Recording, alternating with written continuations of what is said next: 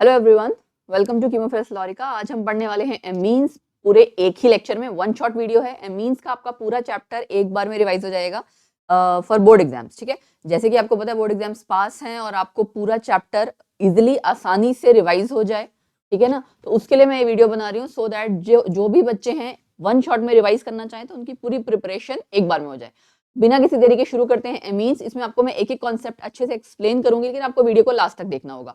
And guys, जो लोग पहली बार आए हैं प्लीज सब्सक्राइब कर लेना चैनल को, क्योंकि आगे आने वाले टाइम में जितने रिमेनिंग चैप्टर्स हैं प्लस 2 के टर्म 2 के, वो सब मैं वन शॉट वीडियोस में डालने वाली हूँ, जो आपके लिए बहुत बेनिफिशियल होंगे। बिकॉज लास्ट में ऑब्वियसली आपको जब क्विक रिवीजन करनी होती है तो इसी तरह की वीडियोस चाहिए होती है। सो बाकी आपको पूरा प्लस 2 के जितने चैप्टर है वो ऑलरेडी मैंने पहले भी डाले थे, अब फिर से डालूंगी, तो उसके लिए आप प्लीज सब्सक्राइब कर लेना, बेल आइकन प्रेस करना मत भूलना, एंड बेल आइकन प्रेस करके ऑल नोटिफिकेशंस पे जरूर क्लिक करना। ठीक है, तभी आपको जितनी अपकमिंग वीडियोस हैं उनका पता चलता रहेगा। तो शुरुआत करते हैं एमीन्स से। एमीन्स में आपको देखो, वैसे तो आपका जो पहले सिलेबस होता था ना ऑर्गेनिक कंपाउंड्स कंटेनिंग नाइट्रोजन, उसमें 3 टॉपिक्स थे। नाइट्रो कंपाउंड्स थे, एमीन था, डाइजोनियम सॉल्ट था। लेकिन अब सिर्फ बच्चों को एमीन्स पढ़ना है। ठीक है, सो कुछ रिएक्शंस आपकी ऐसी हैं जो नाइट्रो वाली भी थी जो इसमें आती हैं। अगर नाइट्रो कंपाउंड्स भी पढ़ा होता तो आपको समझ में आ जाता, बट एनीवेज हम सारे कवर करेंगे। ठीक है, तो एमीन्स बेटा आपके सबसे सिंपल पहचानना आपको कैसे है कि एमोनिया से आपका बना है ना। सपोज करो मैं आपको कहूं कि एमोनिया है, एमोनिया में से एक एच हटाओगे और उसकी जगह आर लगा दो, है ना। एक एच हटाया, आर लगा दिया, एक और एच हटाया, दूसरा आर लगा दिया।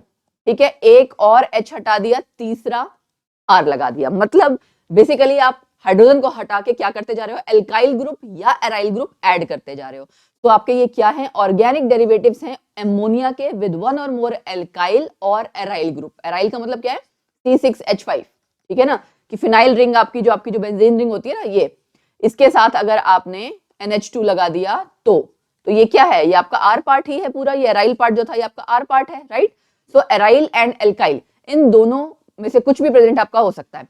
एमीन्स के आपके बहुत सारे फंक्शंस हैं लिविंग ऑर्गेनिजम्स में, बायोरेगुलेशन, न्यूट्रोट्रांसमिशन, ये सारी आपको ज्यादा जानने की जरूरत नहीं है, इतना डिटेल में नहीं जाना है, राइट।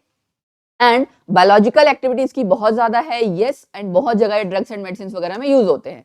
तो बेसिकली आपको इन जनरल पता होना चाहिए मीन्स के बारे में। ठीक है ना।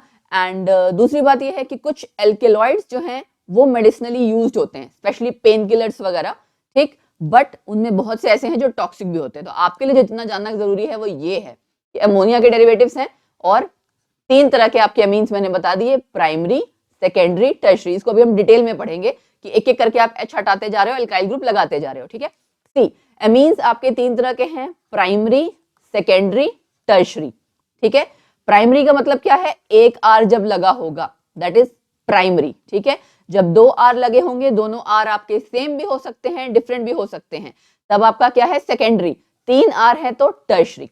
जैसे आप कार्बन में करते हो ना, प्राइमरी सेकेंडरी टर्शरी कार्बन, वैसे ही यहाँ पे है प्राइमरी सेकेंडरी टर्शरी का मतलब ही है यहाँ पे एक alkyl group, 2 alkyl group, 3 alkyl group. देख सकते हो आप, ये क्या है, साइक्लोहेक्साइल। नेमिंग अभी हम बाद में डिटेल में करेंगे। साइक्लोहेक्साइल था, साथ में एमीन लगा हुआ है। यहाँ पे आपका इस कार्बन पे क्या है, ये कार्बन आगे आपका कई जगह जुड़ा हुआ है। ठीक है, लेकिन ये आपका पूरा एक एल्काइल है। सपोज करो ये आपका RNH2 है ना, इस पे कंफ्यूज मत करना कि यहाँ पे देखो इतने सारे आर हैं, ये इस कार्बन से आगे आर जुड़े हुए हैं। यहाँ पे आपका सपोज करो जो भी एल्काइल पार्ट था, ठीक है, वो एल्काइल पार्ट ही ये पूरा जुड़ा। अगर सपोज करो CH2 होता या CH3 होता, मैंने क्या किया, तीनों H को हटा के मिथाइल पार्ट लगा दिया है, राइट। तो टर्शरी ब्यूटाइल को देख के कई बार बच्चे कंफ्यूज कर जाते हैं कि टर्शरी अमीन है, टर्शरी नहीं है अमीन, क्योंकि NH2 से आपने पहचानना है। NH2 है मतलब आपका प्राइमरी अमीन है। जब भी आपने पहचानना है, आपने इससे पहचानना है, NH2। ठीक है, R2NH सेकेंडरी अमीन और R3N टर्शरी अमीन। तो आपने पीछे वाला पोर्शन जो है उसको देख के पहचानना है, फाइन। सेकेंडरी अमीन में आप देख सकते हो CH3 ये आपका NH था, और 2 एल्काइल कौन से हैं, एक आपका ये फिनाइल लगा हुआ है, एक आपका इथाइल लगा हुआ है। ठीक है, 2 एल्काइल ग्रुप्स हो गए। ऐसे ही इसमें आपका आगे यहाँ पे आपका पिपरिडिन है। तो ज्यादा डिटेल में नहीं जाते हैं, नाम अभी हम जो है सबके बाद में करेंगे। आपको बस थोड़ा बहुत आइडिया होना चाहिए कि प्राइमरी सेकेंडरी टर्शरी अमीन कौन कौन से होते हैं, जिसको कि आपने यहां से पहचानना है। Very simple. ठीक है, नेक्स्ट चौथा जो इसका टाइप है आप कह सकते हो वो है क्वाटरनरी एमोनियम सॉल्ट्स। ठीक है, अब आपको जैसे पता है एमोनिया में एक लोन पेयर भी होता है ना, इसके ऊपर लोन पेयर होता है ना, या फिर अगर आपसे मैं कहूँ आपने एमोनियम कैटायन के बारे में पढ़ रखा है, तो एमोनियम कैटायन में अगर मैं आपकी ये चारों H हटा देती हूँ, -4H प्लस R, चारों की जगह में 4 एल्काइल ग्रुप्स अगर लगा दूं तो आपका बन जाएगा ना क्या, क्वाटरनरी एमोनियम सॉल्ट्स। ये बेसिकली आपके सॉल्ट्स होते हैं क्योंकि इनके ऊपर पॉजिटिव चार्ज है, आप देख सकते हैं इनमें 4 एल्काइल या एराइल बॉन्ड्स होंगे, ग्रुप्स अटैच होंगे नाइट्रोजन एटम के साथ। Got it? ये आप देख सकते हो N के साथ 4 इथाइल लगे हुए हैं, 4 इथाइल लगे हुए हैं, साथ में एक कैसा सॉल्ट है, आयोडाइड सॉल्ट है, try ethyl ammonium iodide. Got it? तो यहाँ पे आपको बस ये ध्यान रखना है कि जैसे आपका सिंपल जितने सॉल्ट्स होते हैं ना, आप एमोनियम क्लोराइड, एमोनियम इस तरह से सॉल्ट्स पढ़ते हो, वही सेम आपके क्वाटरनरी एमोनियम सॉल्ट्स हैं बट ऑर्गेनिक सॉल्ट है, दैट्स इट। ठीक है, फिर आपका आता है स्ट्रक्चर ऑफ एमीन्स, एमीन का स्ट्रक्चर। एमीन का स्ट्रक्चर बेटा जैसे आपने एमोनिया का स्ट्रक्चर कर रखा है ना, वैसे ही है, सिंपल। ठीक है, मतलब ये कि हाइब्रिडाइजेशन है sp3, got it? And sp3 hybridisation की ज्योमेट्री क्या होती है? ज्योमेट्री और शेप में थोड़ा सा फर्क है। ज्योमेट्री आपकी हाइब्रिडाइजेशन के अकॉर्डिंग होनी चाहिए थी क्या, टेट्राहेड्रल, मतलब होनी नहीं चाहिए थी, एक्चुअली है टेट्राहेड्रल ज्योमेट्री, लेकिन शेप और ज्योमेट्री कब सेम होती है, जब कोई लोन पेयर नहीं होता, लेकिन यहाँ लोन पेयर है, लोन पेयर है ना, आपको पता है, तो ज्योमेट्री और शेप डिफरेंट हो जाएगी। क्यों? क्योंकि इसके और इसके बीच में रिपल्शन होगी, रिपल्शन होगी तो आपका बॉन्ड एंगल्स जो है थोड़े से डिस्टॉर्ट हो जाएंगे। बॉन्ड एंगल्स डिस्टॉर्ट कहां से कहां होंगे? टेट्राहेड्रल में कितना एंगल होता था, 109.5, ठीक है, या 109 डिग्री, आपको कहना तो ये चाहिए 109 डिग्री 28 मिनट्स, ये होता था आपका इन जनरल, मतलब टेट्राहेड्रल के केस में। लेकिन इस lone pair bond pair repulsion के कारण, lone pair bond pair repulsion के कारण क्या होगा, बॉन्ड एंगल आपका चेंज हो जाएगा। कितना? एमोनिया में आपका हो जाता है 107 डिग्री। ठीक है, और आपको पता है कि आपके एमीन्स कहां से डिराइव हुए हैं, एमोनिया से। बस हमें करना क्या है, यहाँ पे एक H को हटा के मैं क्या कर दूं, यहाँ पे R लगा दे रही हूँ। ठीक है, मैंने एक H को हटाया, यहाँ R लगा दिया, कैसा अमीन बन गया है, RNH2 प्राइमरी अमीन, राइट? ऐसे ही मैं यहाँ वाला H भी हटा सकती हूँ, यहाँ वाला H भी हटा सकती हूँ। तो आपका अगर मैं सिंपल स्ट्रक्चर की बात करूं तो सेम यही स्ट्रक्चर रहेगा कि आपका इस स्ट्रक्चर को आप क्या कहते हो, पिरामिडल। ठीक है ना, पिरामिडल स्ट्रक्चर आपका रहेगा। पहली बात तो एंगल कितना होगा, एंगल आपका 107 डिग्री रहेगा। ठीक है, प्राइमरी और सेकेंडरी में, टर्शरी में एंगल थोड़ा चेंज हो जाता है, मैं आपको बताऊंगी अभी। दूसरी बात ये आपको ध्यान क्या देना है कि यहाँ पे बेटा आपने ये lone pair bond pair repulsion तो समझ लिया, उसके बाद जो आपको मेन चीज जानना है किसकी कौन सी हाइब्रिडाइजेशन है। ये वाला जो N है इसकी हाइब्रिडाइजेशन sp3 है, जो यहाँ एल्काइल ग्रुप लगा होगा उसमें जो कार्बन है उसकी भी हाइब्रिडाइजेशन sp3 है। लेकिन अगर R आपका एराइल ग्रुप है, अगर R आपका एराइल ग्रुप है, ठीक है, तब आपकी हाइब्रिडाइजेशन क्या हो जाएगी, sp2, क्योंकि आपको पता है एराइल ग्रुप का क्या मतलब है, ये बेंजीन रिंग C6H5 लगा होगा ना इस तरह से, तो यहाँ पे आपका जो सर्कल होता है अंदर, उसका क्या मतलब है, पूरी रिंग में इलेक्ट्रॉन की डीलोकलाइजेशन है। तो ये वाला जो कार्बन आपका जुड़ेगा आगे जाके, इसमें आप देख सकते हो ना डबल बॉन्ड है, तो जाहिर सी बात है उसकी हाइब्रिडाइजेशन अगर कहीं भी डबल बॉन्ड आ जाए तो sp2 हाइब्रिडाइजेशन। तो आई होप आपको इसका स्ट्रक्चर क्लियर हो गया होगा कि ज्योमेट्री क्या शो करती है, sp3 हाइब्रिडाइजेशन नाइट्रोजन की। ठीक है, और वहां पे एक लोन पेयर है जिसकी वजह से आपका एंगल चेंज होता है, वो मैंने आपको बता दिया।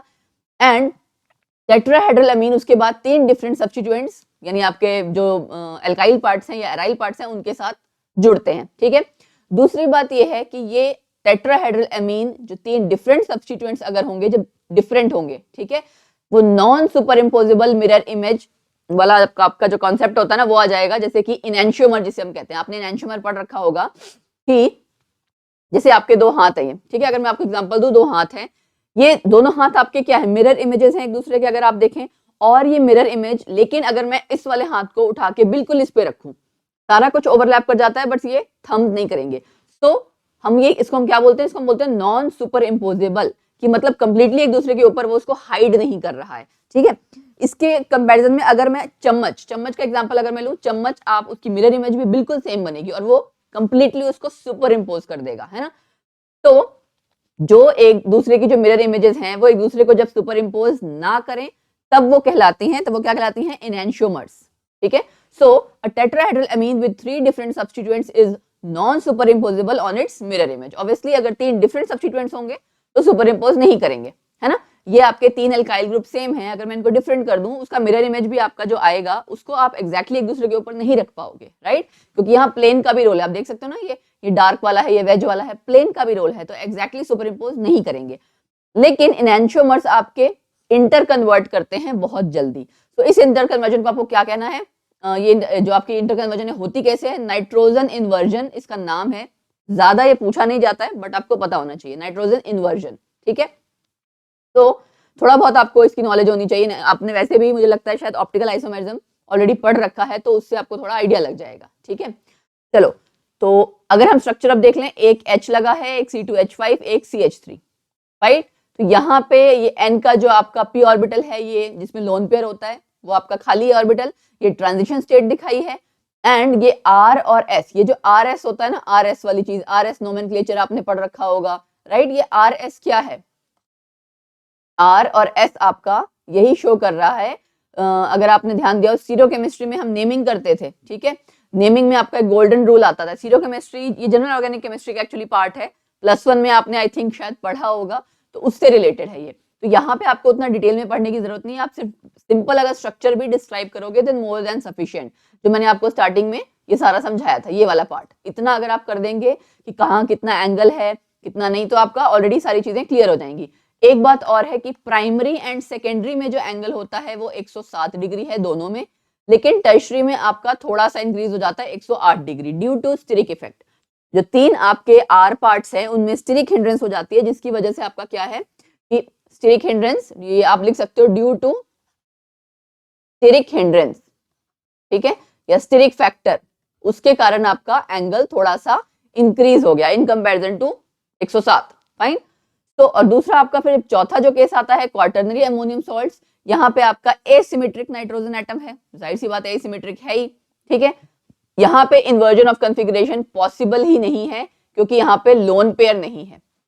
नाइट्रोजन इन्वर्जन के लिए आपको यानी ध्यान रखना है क्या चीज होना चाहिए, लोन पेयर, तभी आपका नाइट्रोजन इन्वर्जन होगा। इतना ही पॉइंट ध्यान रखना, दैट्स इट, ठीक है। उसके अलावा नाइट्रोजन इन्वर्जन ज्यादा पूछा नहीं जाएगा, फाइन। उसके बाद नेक्स्ट आपका आता है कि amines that can not attain the sp2 habitat. ये आपका एक्स्ट्रा एक्चुअली मैंने पीपीटी ओवरऑल हर तरह से बनाई थी ना, ये आपको नहीं करना, ठीक है।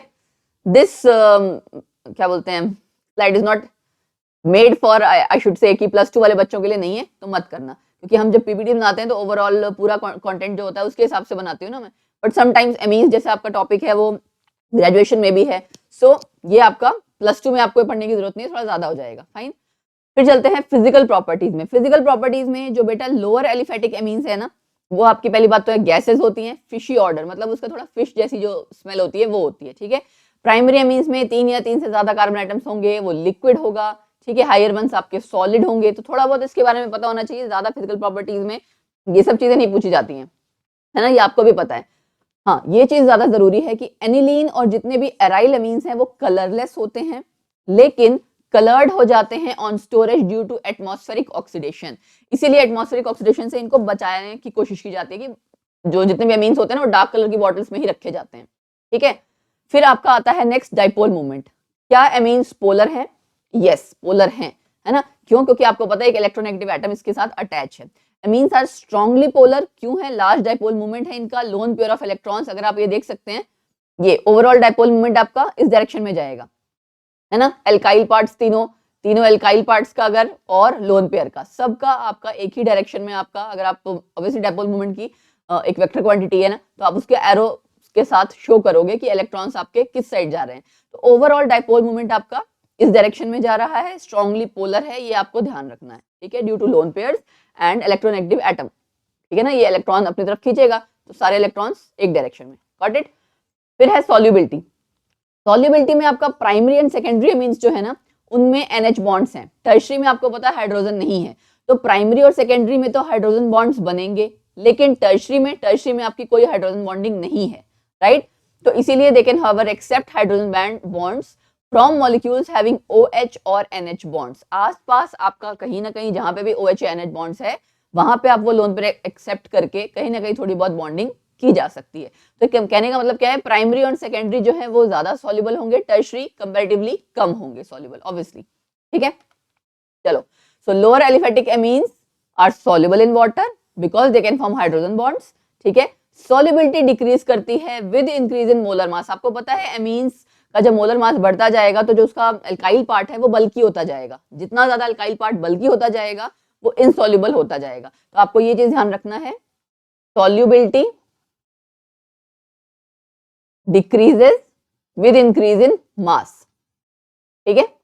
तो जितने आपके हायर एमीन्स हैं वो आपके क्या होंगे, इनसॉल्युबल इन वाटर होंगे, हायर एमीन्स, ठीक है। देखो लिखा भी हुआ, higher amines are essentially insoluble in water, है ना। क्यों? क्योंकि आपका जो आर पार्ट है, आर पार्ट वो बल्की हो जाता है, आर पार्ट बल्की हो जाता है, उसके कारण आपकी स्टीरिक हिंड्रेंस कॉज होती है इस वजह से। फाइन, चलो उसके बाद नेक्स्ट है आपका बॉइलिंग पॉइंट। बॉइलिंग पॉइंट काफी पूछा जाता है तो इसको आप अच्छे से करना। बॉइलिंग पॉइंट में आपको पता है कि नाइट्रोजन आपका ऑक्सीजन के कंपैरिजन में तो लेस इलेक्ट्रोनेगेटिव है, लेकिन कहीं ना कहीं इलेक्ट्रोनेगेटिव फिर भी है, ठीक है। सो नाइट्रो, ये आपका जस्ट एक्सप्लेनेशन दी हुई है, nitrogen is less electronegative than oxygen, तो NH बॉन्ड आपका लेस पोलर होगा देन OH बॉन्ड। लेकिन एमीन्स आपके कहीं ना कहीं हाइड्रोजन बॉन्ड तो बनाते हैं, है ना, ये हमें पता है, लेकिन कैसे बॉन्ड्स बनाते हैं, वीकर हाइड्रोजन बॉन्ड्स बनाते हैं। तो amines form weaker hydrogen bonds in comparison to alcohols, है ना। अगर अल्कोहल्स और एमीन्स में आप कंपैरिजन करेंगे तो अल्कोहल्स में हाइड्रोजन बॉन्ड ज्यादा होंगे, एमीन्स में कम होंगे।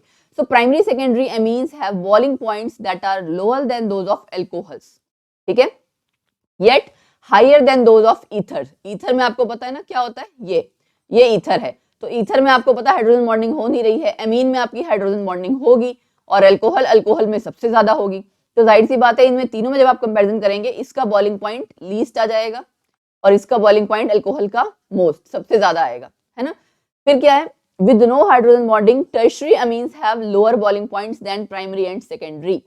तो आपको क्या ध्यान रखना है, प्राइमरी का बॉइलिंग पॉइंट सबसे ज्यादा, फिर सेकेंडरी, फिर टर्शरी, ये आपका इसका ट्रेंड होगा in case of boiling point. Got it. चलो नेक्स्ट क्या है आपका, प्रिपरेशन ऑफ एमीन्स में आपको क्या क्या पढ़ना है।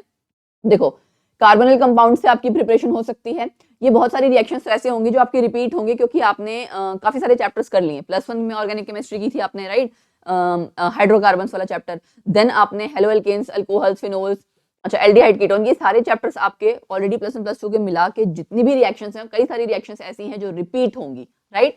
अल्कोहल से सेबेशियर रिएक्शन, एल्काइल हैलाइड से, जितने हैं आपके अलग अलग तरह की रिएक्शंस हैं जो आपको सारी आनी चाहिए।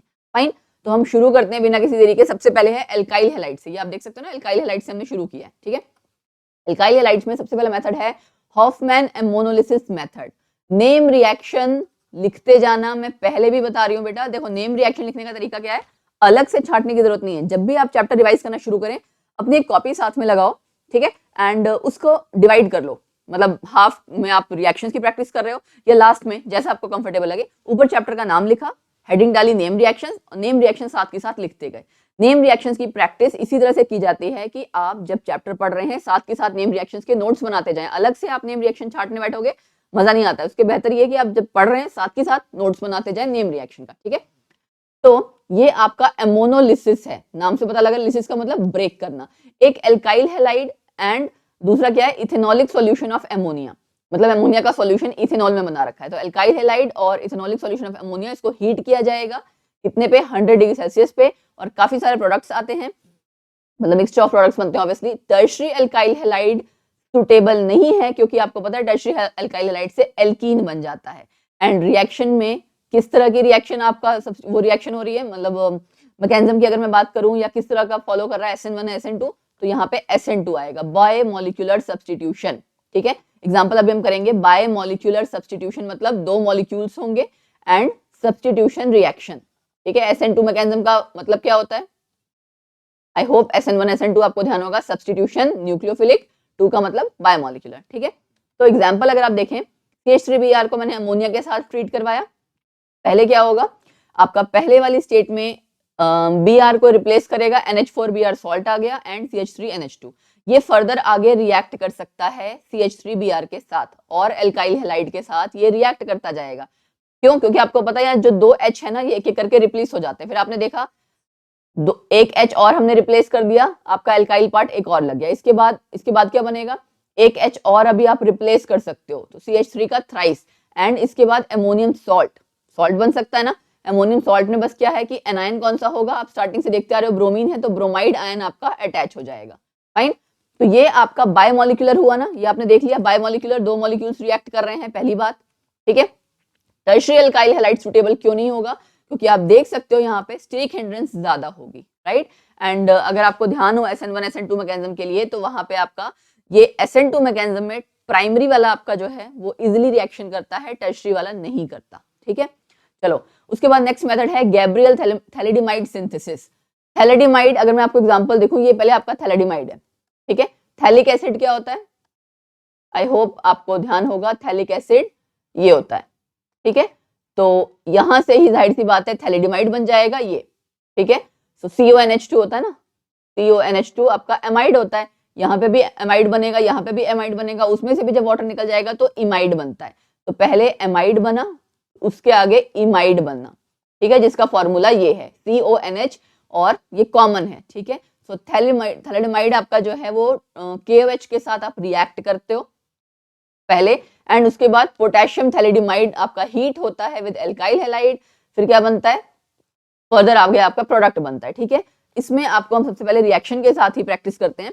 ये देखो, यहाँ KOH के साथ रिएक्ट करवाया, ये आपका सॉल्ट बन जाएगा, ये H की जगह आपका पोटेशियम आ जाएगा। H आपका जो था NH, इसमें H की जगह आपका पोटेशियम आ गया। फाइन, उसके बाद आप एल्काइल हैलाइड से जब ट्रीट करेंगे तो यहाँ पे R पार्ट आ जाएगा, एल्काइल पार्ट आ जाएगा, Ki आपका रिमूव हो जाएगा।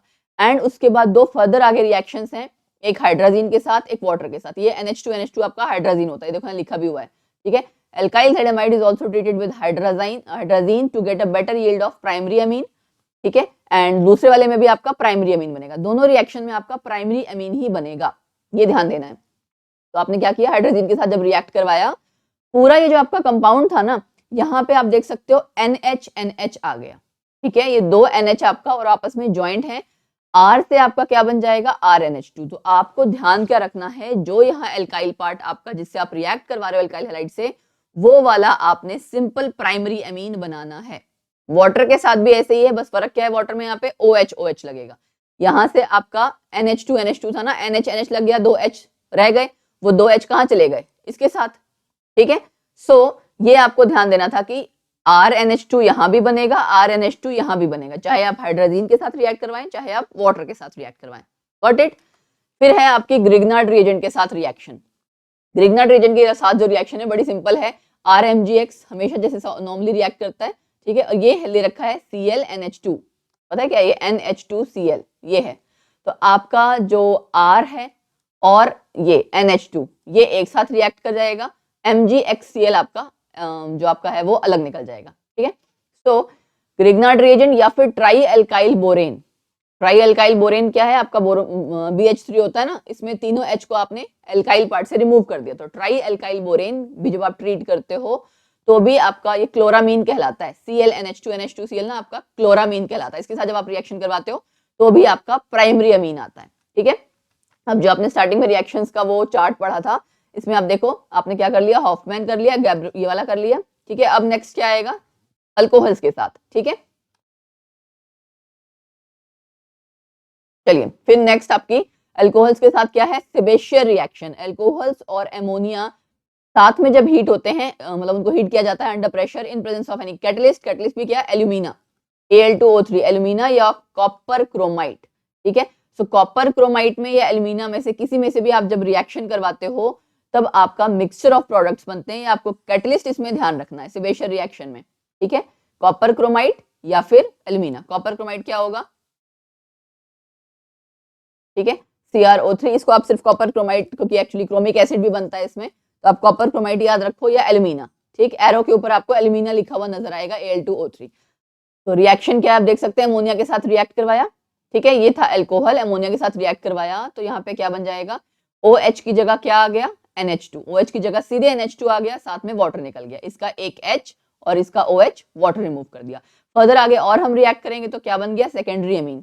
फर्दर आगे टर्शरी अमीन, यानी अल्कोहल से आपका क्या है, प्राइमरी सेकेंडरी टर्शरी अमीन तीनों बनेगा। अभी ऊपर वाले में हमने क्या किया था, ऊपर वाली जितनी रिएक्शन थी इनमें सब में फिर आपका सिर्फ प्राइमरी अमीन बन रहा था। ठीक है, पहली जो रिएक्शन थी हॉफमैन एमोनोलिसिस, इसमें तो आपका बनता था प्राइमरी सेकेंडरी टर्शरी अमीन, लेकिन गैब्रियल थैलिडिमाइड में सिर्फ प्राइमरी अमीन बना। ठीक है, तो आपको ये भी ध्यान रखना है किस रिएक्शन से प्राइमरी अमीन बन रहा है, किस रिएक्शन से सेकेंडरी या टर्शरी भी बन रहा है।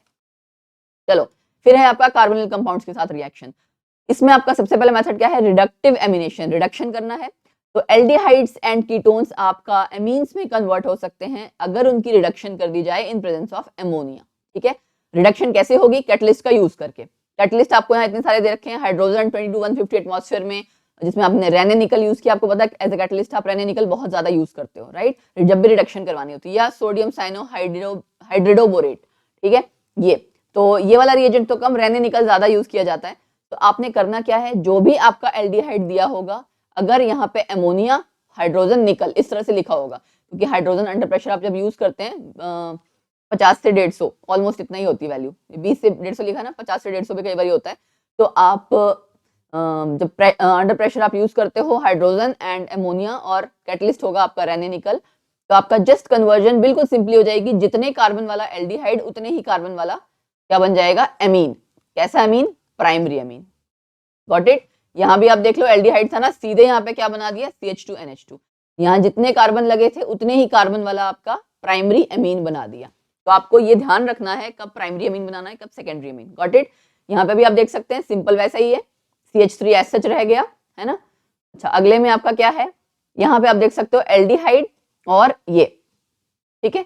अब यहाँ देखो आपका एल्डिहाइड और फर्दर किसके साथ रिएक्ट करवाया गया, अमोनिया की जगह क्या रिएक्ट करा दिया गया, RNH2, है ना। तो आपका मतलब ये कि अगर आप अमोनिया के साथ रिएक्ट करवाओगे तो प्राइमरी अमीन बनेगा, है ना। एल्डिहाइड और कीटोन, ठीक है, कीटोन तो नहीं कहना चाहिए एल्डिहाइड्स में से, अगर आप अमोनिया के साथ रिएक्ट करवाते हैं तो प्राइमरी अमीन बनेगा। अगर एल्डिहाइड और प्राइमरी अमीन को आप रिएक्ट करवाते हो, प्राइमरी अमीन को, तो आपका सेकेंडरी अमीन बनेगा। और ऐसे ही अगर सेकेंडरी के साथ रिएक्ट करवाओगे तो टर्शरी बनेगा। ये सीरीज है इस रिएक्शन के लिए, ठीक है।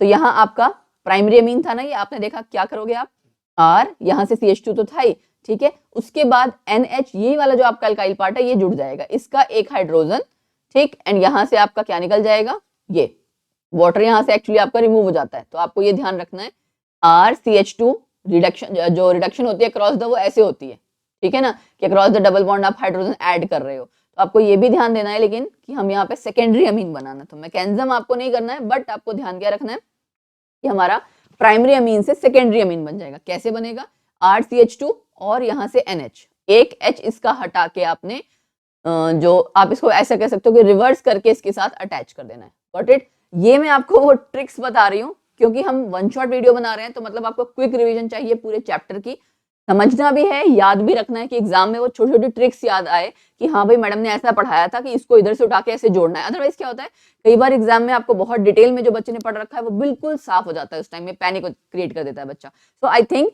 ये ट्रिक बताना भी बहुत जरूरी है कि किस साइड से हमें लगाना है, सो दैट आपका प्रोडक्ट करेक्ट बने, ठीक है। फिर नेक्स्ट आता है आपका कार्बोक्सिलिक एसिड एंड डेरिवेटिव्स के साथ, मतलब RCOH के साथ जब आप रिएक्शन करवाओगे। पहले आपकी रिएक्शन क्या है, RCOH और अमोनिया, ठीक है। तो ये यहाँ गलत हो गया, नहीं हाँ ठीक है, हाइड्रोजोइक एसिड N3HE होता है, ठीक है फाइन। तो हाइड्रोजोइक एसिड के साथ जब आप रिएक्शन करवाएंगे तो तब भी आपका सिर्फ प्राइमरी अमीन बनेगा पहले, ठीक है। कोल्ड कॉन्सेंट्रेटेड सल्फ्यूरिक एसिड है पहली बात तो, और प्राइमरी अमीन ही बनेगा। तो आपने जितनी रिएक्शन देखी आपने देखा होगा मैक्सिमम केसेस में प्राइमरी अमीन ही ज्यादा है, ठीक है ना। सेकेंडरी टर्शियरी अमीन बनाने के लिए एक तो होफमैन एमोनोलिसिस मेथड था, ठीक है, जो आपने बिल्कुल स्टार्टिंग में किया था, उसके बाद बीच में एक आधे मेथड्स और थे। तो आपको ये ध्यान रखना बहुत जरूरी है कि कब प्राइमरी अमीन सेकेंडरी अमीन बन रहा है, कब सिर्फ और सिर्फ प्राइमरी अमीन बनेगा, ठीक है। तो इसमें आपके रिएक्शन में आपका क्या है, कार्बन डाइऑक्साइड एक तो निकल जाती है CO2 और N2 निकल जाती है एंड प्राइमरी अमीन बनेगा, ठीक है।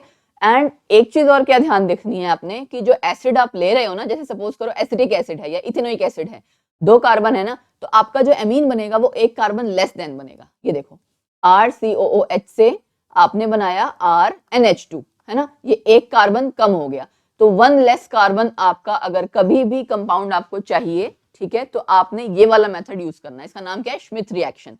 Got it. चलो उसके बाद आपका नेक्स्ट क्या है, ये एग्जांपल हम और देख लेते हैं। यहाँ पे भी देखो ये कार्बन हट गया, कार्बन की जगह NH2, है ना, एक कार्बन कम हो गया, फाइन। फिर है आपकी कर्टियस रिएक्शन। कर्टियस रिएक्शन में आप पैरालिसिस, पैरालिसिस क्या होता है कि आप हीट की प्रेजेंस में ब्रेक करते हो। रिएक्शन किसकी करवाते हो, paralysis of acyl azide. Azide क्या होता है, ठीक है, मतलब N3 आपका एजाइड में आपका प्रेजेंट होता है, ठीक है। सो एसाइल एजाइड को आप रिएक्ट करवाते हो टू प्रोड्यूस आइसोसाइनेट्स। आइसोसाइनेट्स मतलब कि आपका बॉन्ड नाइट्रोजन की तरफ से होगा, ये है आपका आइसोसाइनेट, ठीक है। साइनाइड क्या होता है, ये आइसोसाइनेट मतलब बॉन्ड आपका नाइट्रोजन की तरफ से होगा। Got it. उसके बाद फर्दर जब हाइड्रोलिसिस करेंगे तो आपका एमीन बनेगा। एग्जाम्पल देख लेते हैं। देखो एल्काइल पार्ट हमने ले रखा था और ये क्या है CON3, यही मैंने कहा ये एसाइल पार्ट था पूरा, ठीक है। ये यहाँ तक अगर मैं आपसे कहूँ एसाइल पार्ट कहाँ तक है, एसाइल पार्ट आपका ए यहाँ तक है, ठीक है। और ये आगे एजाइड, एसाइल एजाइड हो गया ये। एसाइल एजाइड को जब आप हीट करते हो, पैरालिसिस कहा था ना मैंने कि हीट की प्रेजेंस में ब्रेक करना, तो आपका क्या बनेगा, जितने आपके कार्बन थे सारे वही रहेंगे। काउंट करो 3, एक कार्बन ये 1 2 3 4 5, 1 2 3 4, ठीक है। पांचवा वाला जो है उसी को आपने रिमूव करके, ये CO है ना, ये देखो पांचवा वाला यह है, उसके बीच में आपका नाइट्रोजन वाला बॉन्ड आ रहा है, फाइन। तो यहाँ पे आपका, इसलिए उसने कहा था ना कि आइसोसाइनेट्स बनेंगे, ठीक है। फर्दर जब आप इसकी हाइड्रोलिसिस कर रहे हैं तो आपका बॉन्ड ब्रेक कर जाएगा यहाँ से, ठीक, एंड NH2 आपका जुड़, इन द सेंस कि आपका इतने वाले कार्बन आएंगे खाली 1 2 3 4, 4 कार्बन वाला 1 2 3 4, 4 कार्बन वाला आपने क्या बना देना है, एमीन, ठीक है। इसके आगे के जो कार्बन हैं इनका आपने ध्यान नहीं करना है। इसका मतलब जो आपने शुरुआत की थी उसमें भी आपका जो कार्बन था और लास्ट वाले में एक कार्बन कम आएगा। कर्टियस रिएक्शन में यही करना है, ठीक है। एसाइल एजाइड को आप रिएक्ट करवाते, हीट करवाते हो, पहले वो क्या बनाएगा, आइसोसाइनेट्स बनाएगा, और उसके बाद सॉल्ट है एक तरह का, उसके बाद हाइड्रोलिसिस जब करेंगे, वाटर के साथ रिएक्ट करेंगे तो आपका फाइनली एमीन बनेगा। Got it. यहाँ भी आप देख सकते हैं कि प्राइमरी अमीन ही बन रहा है। अब ये रिएक्शन हमने क्या करा है, एसाइल क्लोराइड है ना, सिंपल, ठीक है, ये आप देख सकते हो RCOCl, ठीक है, इन जनरल। और फिर रिएक्शन किसके साथ कराई, सोडियम एजाइड के साथ, NaNO3 के साथ जब रिएक्शन करवाई तो यहाँ COCl की जगह क्या लग गया, N3, NaCl निकल गया, ठीक है ना। N3 यही लगता है ना पहले, ये आपका क्रिएट किया, उसके बाद आइसोसाइनेट बना आपका, यही बनता था आपका जो कार्बन था CON3, इसकी जो, इसको हम क्या करते, इधर शिफ्ट कर देते थे और N और इसके सबके बीच में डबल बॉन्ड आ जाता था, वही हमने किया यहाँ पे। फिर आप हाइड्रोलिसिस करते थे तो यहाँ से NH2 तक आ जाएगा, ये वाला पार्ट आप हटा देते थे। आपको एक्चुअली फाइनल प्रोडक्ट बनाना भी आना चाहिए, क्योंकि सबका मैकेनिज्म नहीं पूछा जाएगा, बट आपको जो रिएक्टेंट से लेके प्रोडक्ट तक की जर्नी है वो पता होना चाहिए कि रिएक्टेंट क्या है और हमारा प्रोडक्ट क्या बनेगा इसमें, ठीक है। इसलिए मैं आपको इस तरह से बता रही हूँ कि यहाँ से बॉन्ड तोड़ा, यहाँ से इसको ऐसे मोड़ के जोड़ो, इस तरह से बता रही हूँ, क्योंकि एग्जाम में ना ये अटपटे जो तरीके हैं यही याद आते हैं, बाकी रिएक्शन तो भूल जाती है कई बार, सच बता रही हूँ मैं, ट्राइड एंड टेस्टेड है ये। अच्छा, नेक्स्ट है हॉफमैन डिग्रेडेशन ऑफ एमाइड। अब एमाइड क्या है, एसिड डेरिवेटिव्स है ना, एमाइड्स होते हैं आपके CONH2 एसिड डेरिवेटिव्स। इनको आपने क्या करना है जी, ब्रोमीन के साथ रिएक्ट करवाना है, मतलब हीट करना है, bromine and concentrated aqueous KOH की प्रेजेंस में। ब्रोमीन कॉन्सेंट्रेटेड एक्वस KOH, एक रिएक्शन दोबारा मैं आपको दिखाना चाहूंगी सो दैट बच्चे एग्जाम में कंफ्यूज ना हो, ठीक है। ये देखो, ये आपकी जो रिएक्शन थी गैब्रियल थाइलिडाइड रिएक्शन, यहाँ पे आपका क्या है, KOH यहाँ भी आप ट्रीट कर रहे हो और अब जो रिएक्शन में करवाने जा रही थी वहां पे भी, लेकिन दोनों में फर्क है। यहाँ आप KOH आप कैसे ट्रीट करके क्या बना रहे हो, और जो यहाँ बना रहे हो ना अब ये, ठीक है, ये आपका कॉन्सेंट्रेटेड एक्वस KOH है। तो दोनों में आपको थोड़ा ध्यान रखना है, क्योंकि बच्चे कई बार कंफ्यूज कर जाते हैं, रिएक्शंस आपकी ऑलमोस्ट सिमिलर सी लगती है एग्जाम में। प्रोडक्ट यहाँ पे भी आपका प्राइमरी अमीन है और एक carbon less than the amide, जो आपने स्टार्टिंग में एमाइड लिया ना CONH2, उससे एक कार्बन कम। क्यों, क्योंकि आपने यहाँ पे जो रिएक्शन आप फाइनली करवाओगे इसमें भी इसी तरह से ब्रेक होता है कि आपका एक कार्बन कम आता है। जैसे हम देखते हैं यहाँ पे आपने क्या करवाया, इन्होंने तो एक्चुअली जो रिएक्शन करवा रखी है, एक में आपका N15 ले रखा है, एक में N14, ठीक है। सो क्या करेंगे हम, OBr नेगेटिव का मतलब क्या है, KOBr, कहां से बनाइए, KOH और आपका ब्रोमीन था ना, दोनों को साथ में मिला दिया कि तो KOBr बन गया, ठीक है। तो ये OBr नेगेटिव इसलिए शो किया गया, इसका मतलब वही है कि KOBr के साथ आपकी रिएक्शन करवाई गई है, या फिर हो सकता है आपको एग्जाम में KOH और Br करके लिखा हो, ठीक है, concentrated aqueous KOH and oblique करके Br लिखा हो, ठीक, Br2 ब्रोमीन ये होगा। तो आपने इस वाले से एक कार्बन कम वाला आपने क्या बना देना है, एमीन बनाना है, राइट। एंड इसके वाले से आपका क्या होगा, N15H2, ये कार्बन मोनोऑक्साइड बीच में से हटा देना है, गॉट इट, यहाँ पे भी हटा देना है। तो आपके प्राइमरी अमीन्स बने अलग अलग तरह, जो आपके दो अलग अलग आपने रिएक्शंस ले रखे थे ना, उन्हीं के प्राइमरी अमीन्स बने हैं जब भी आप KOBr या NaOBr के साथ रिएक्ट करवाओगे, ठीक है। ये KOBr हो सकता है या फिर NaOBr, ये आपका NaOH से NaOBr, ठीक है, KOH से KOBr, ठीक। एल्काइल आइसोसाइनेटिस के इंटरमीडिएट है, रीअरेंजमेंट होता है, ये नहीं भी याद रहेगा तो चलेगा, नो प्रॉब्लम एट ऑल, ठीक है ना। फिर है हाइड्रोलिसिस ऑफ एमाइड्स एंड आइसोसाइनाइड्स, ये आपका फिर से एमाइड है, ठीक है।